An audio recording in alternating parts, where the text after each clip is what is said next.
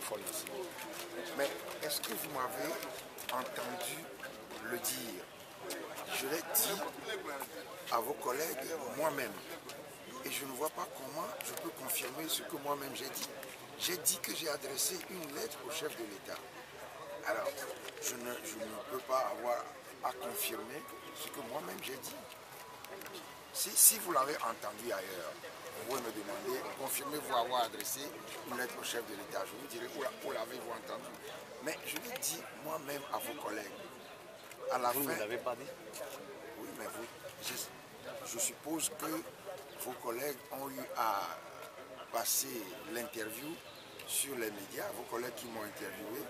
Et donc, bon, je confirme, si vous voulez que je vous confirme à vous, pour avoir un traitement particulier ou un traitement spécial, je vous confirme que j'ai adressé une lettre au chef de l'État dans mon rôle de chef de file de l'opposition.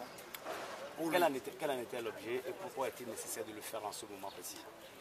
Pour lui dire, donc c'est l'objet, que les engagements que le gouvernement a pris au cours des discussions qui ont eu lieu avant les élections législatives dernières, c'est-à-dire du 25 juillet 2013, ces engagements appellent le gouvernement à mettre en place un dialogue pour permettre les discussions sur les réformes constitutionnelles et institutionnelles. Les réformes institutionnelles et constitutionnelles conformément à l'accord politique global. C'est ce que j'ai fait. Et vous dites quelle est la nécessité, mais le gouvernement a pris un engagement. Le gouvernement doit respecter son engagement. C'est une nécéité.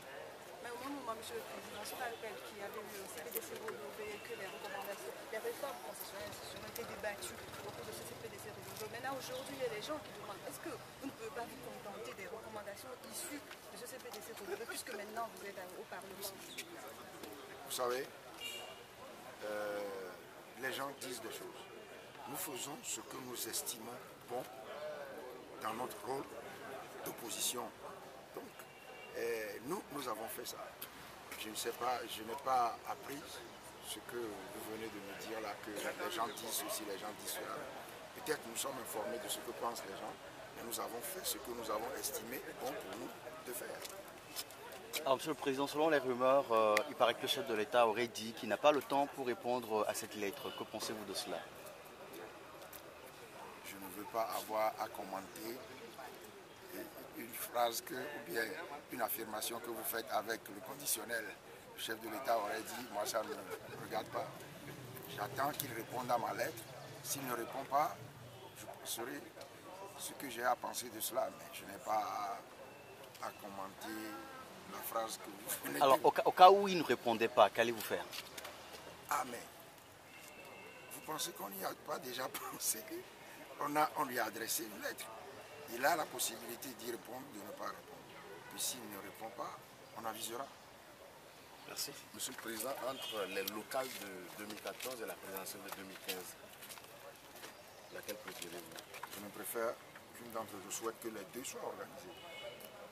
Mais si le gouvernement prend l'engagement, un engagement depuis 10 ans à Bruxelles, 14 avril 2004, d'organiser dans les 22 engagements, d'organiser dans un délai d'1 an les élections locales, le gouvernement n'a qu'à respecter cet engagement. Je n'ai pas préféré, la présidentielle c'est à une échéance constitutionnelle. Le gouvernement ne peut pas échapper à l'obligation d'organiser l'élection présidentielle. Mais les élections locales relèvent d'un engagement qu'il a. Il doit respecter cet engagement. Il n'y a pas de préférence possible entre les deux. Alors certains appellent au choix d'un médiateur pour régler le problème togolais. Est-ce que vous êtes d'accord avec cela? Mais ça ne date pas. Notre position là-dessus, sur cette question-là, est connue. Nous avons toujours dit que la crise togolaise est trop complexe pour qu'elle soit réglée entre nous, compte tenu de l'importance de la crise de confiance qu'il y a entre nous. Donc, Est-ce que le médiateur doit être togolais? Est-ce qu'il ne doit pas être... Nous aurions préféré, nous avons dit en son temps que nous aurions préféré un médiateur extérieur. Mais je remarque que vous me parlez de médiateur et non de facilitateur. Oui, c'est un médiateur